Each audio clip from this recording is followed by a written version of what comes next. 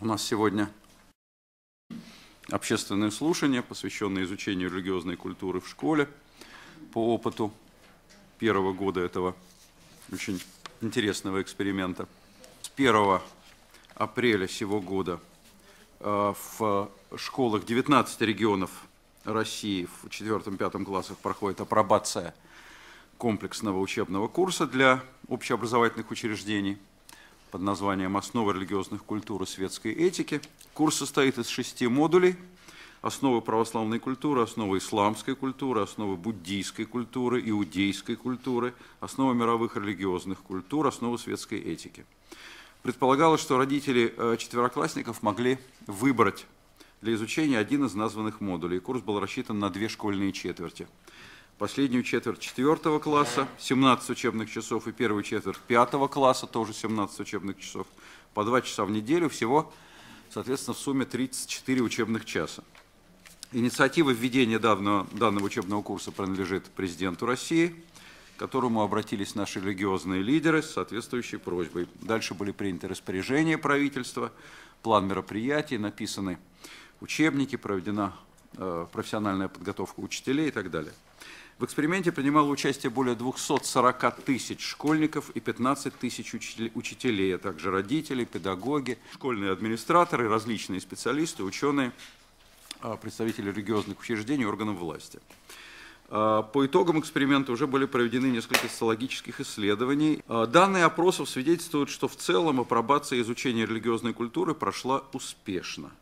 Большинство школьников отнеслись к новому курсу с интересом, хотели бы продолжить его изучение. Абсолютное большинство родителей, вот порядка 78%, как показывают опросы, чьи дети проходили этот предмет, восприняли его позитивно. Более того, большинство из них, то есть из родителей, прочитали учебник, по которому учился их ребенок. А для многих это была, кстати, первая книжка о религии, которую они вообще за всю свою жизнь держали в руках. Конечно, у кого-то есть нарекания к содержанию учебников, качество подготовки учителей, но то, что предсказали некоторые эксперты, серьезные эксперты, это был тревожный прогноз, рост межрелигиозной и межнациональной напряженности, разделение школьников по религиозному и национальному принципу, связанное с преподаванием данного курса, это не зафиксировано. Опасения, к счастью, этого плана, это были наиболее серьезные опасения, оказались напрасными, это большой плюс. Но не все так счастливо. Результаты опроса выявили также то, что говорили многие эксперты. Организовать реальную возможность выбора модулей будет сложно. По словам родителей, в ряде регионов они были лишены возможности выбора, а модули курса за них выбирали чиновники или директора школ.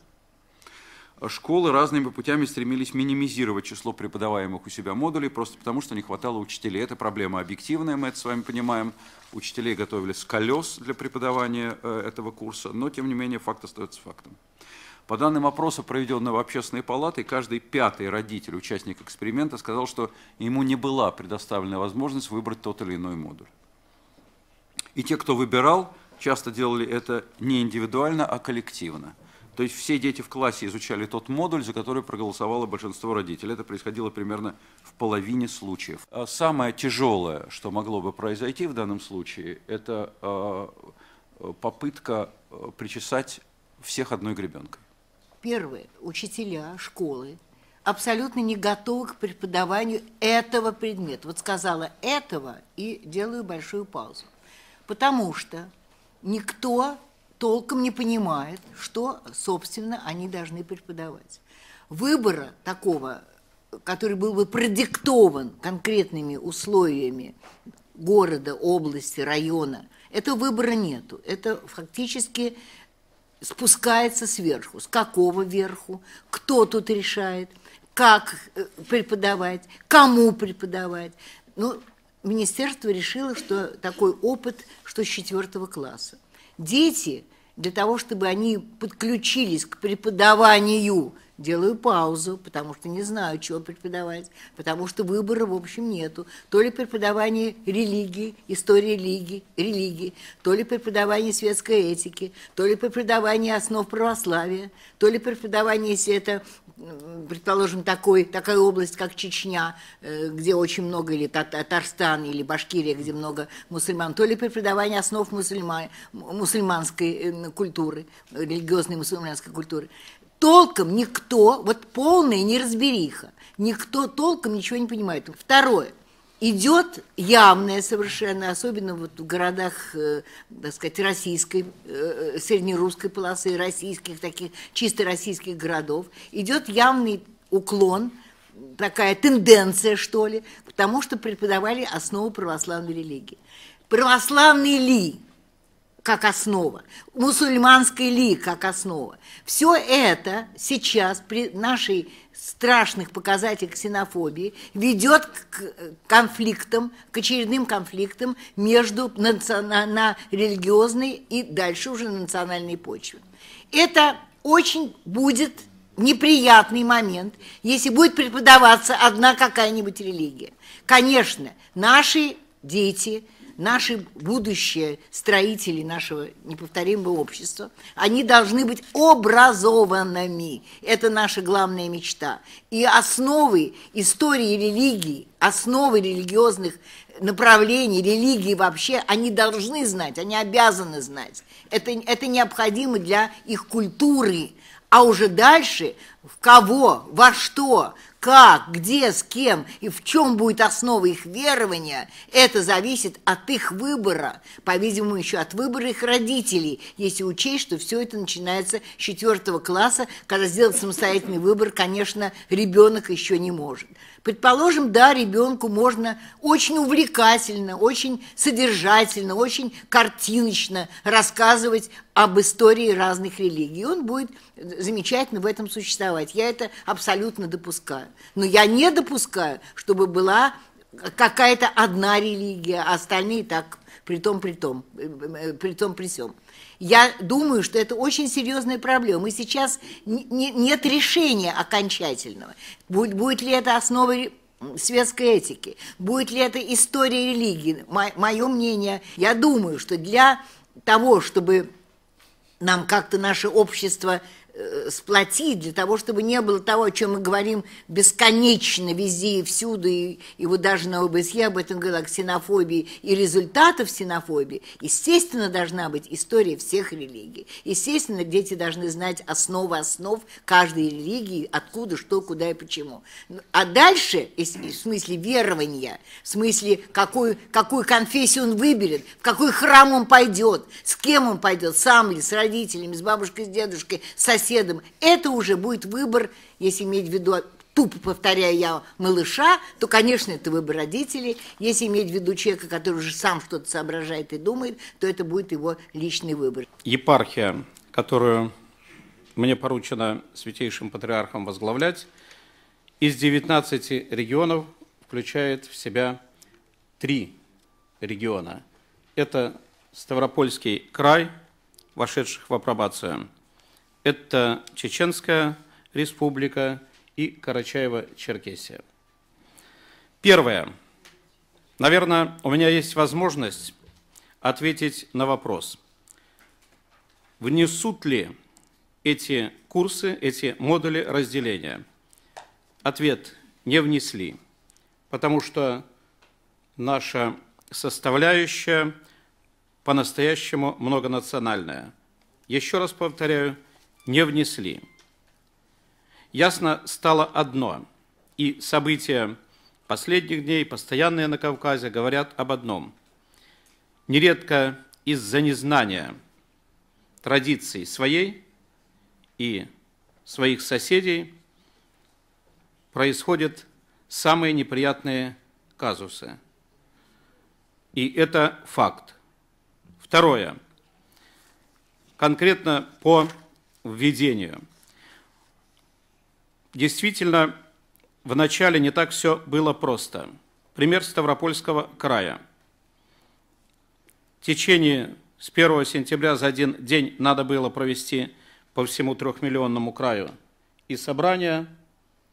Такова была инструкция местного министерства образования. И собрание родителей, и дать данные, кто же что выбрал. Результат. Я вам зачитаю. Когда было первое, то 25,9 выбрала основу православной культуры. Но что произошло? То, о чем уже говорили. Нередко, Владимир, вы говорили об этом, нередко или коллективы решали, но еще чаще решали директора. Какой направленности директор, и в основном все сводилось или к светской этике, или к основам мировых культур. Тогда мы поняли, были даже случаи часто, когда просто у меня дети священников учатся в 4-5 классе, и вдруг говорят, что все было нормально, добровольно, но они почему-то оказались изучающими основы мировых культур. Я спросил, а как, с вами разговаривали? Да нет, конечно же, никто не разговаривал.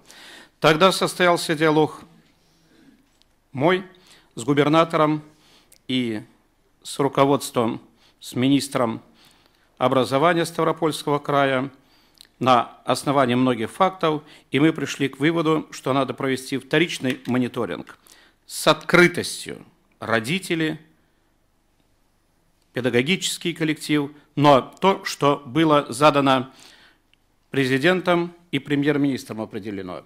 Главные действующие лица, кто выбирают, это дети и родители. Право выбора. И вот результат вторичного мониторинга. 67% вместо 25%.